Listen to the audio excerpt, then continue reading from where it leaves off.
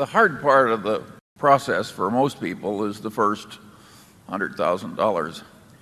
If you have a standing start at zero, getting together $100,000 is a long struggle for most people.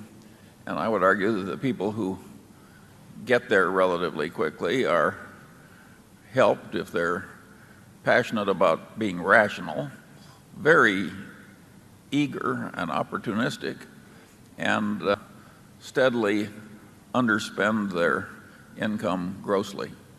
I think those three factors are very helpful. If you were starting out again today in your early 30s, what would you do differently or the same in today's environment to replicate your success? In short, Mr. Buffett, how can I make $30 billion? Start young. Charlie's always said that the big thing about it is we started building this little snowball on top of a very long hill. So we started at a very early age in rolling the snowball down. And of course, the snowball, the nature of compound interest is it behaves like a snowball of sticky snow. And the trick is to have a very long hill, which means either starting very young or living to be very old.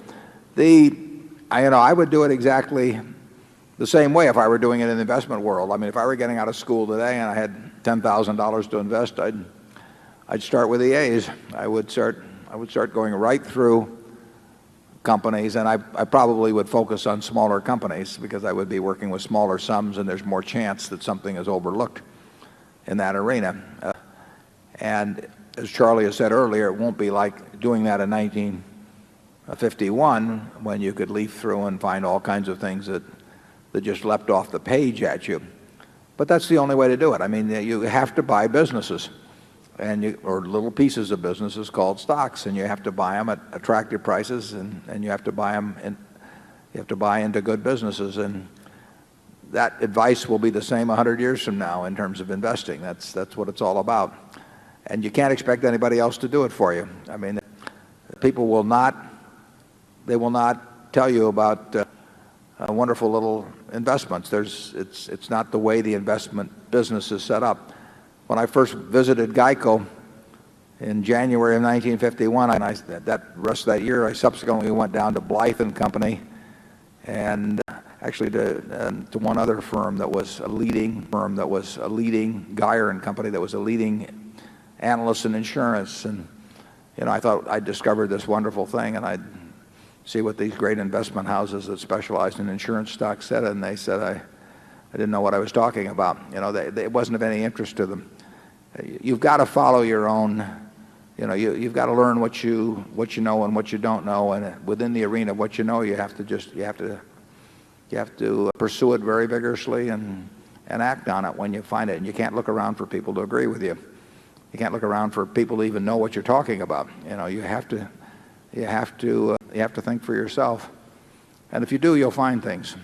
Anyone who's read your writings knows that you look for great management and economic moats, as you call them, that enable companies to raise prices and margins.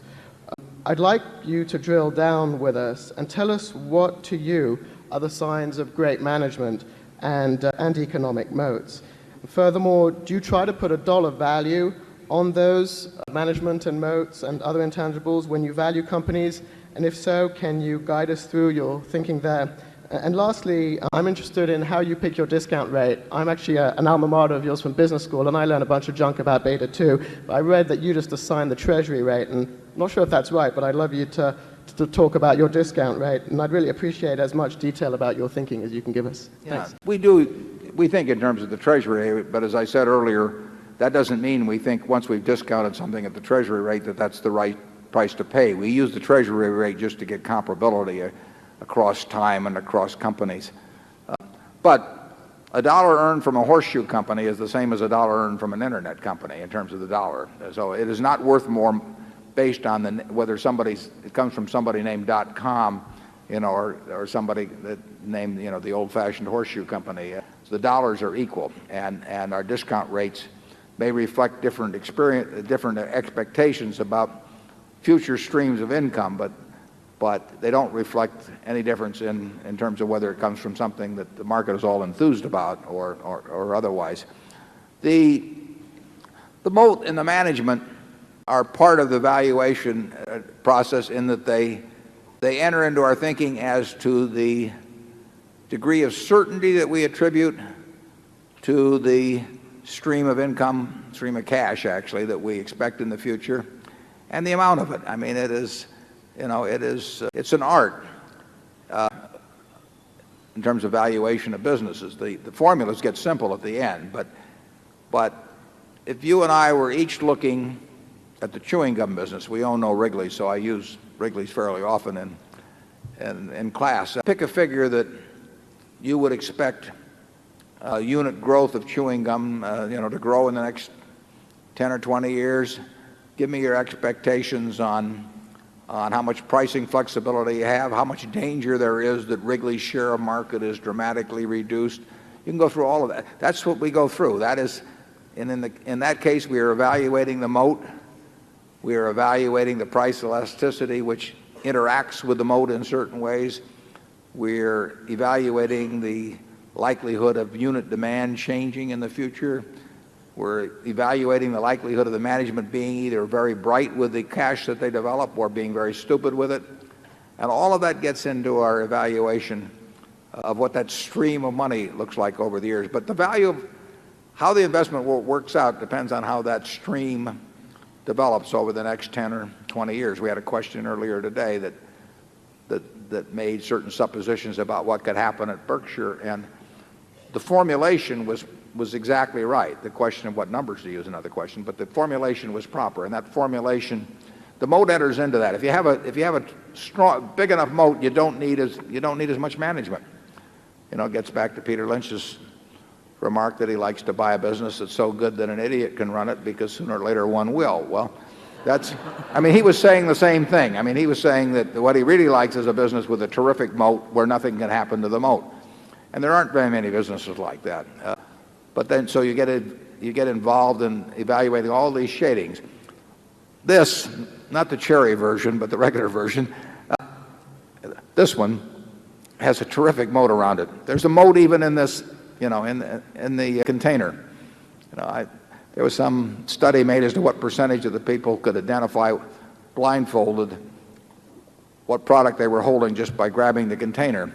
And there aren't many that could score like Coca-Cola in that respect. So here you've got a case where that product has a share of mind. If there's 6 billion people in the world, I don't know what percentage of them have something in their mind that's favorable about Coca-Cola, but it would be a huge number. And the question is, 10 years from now, is that number even larger? And is the impression just a slight bit more favorable on average for those billions of people that have it? And that's what the business is all about. If that develops in that manner, you've got a great business. I think it's very likely to develop in that manner, but that's my own judgment.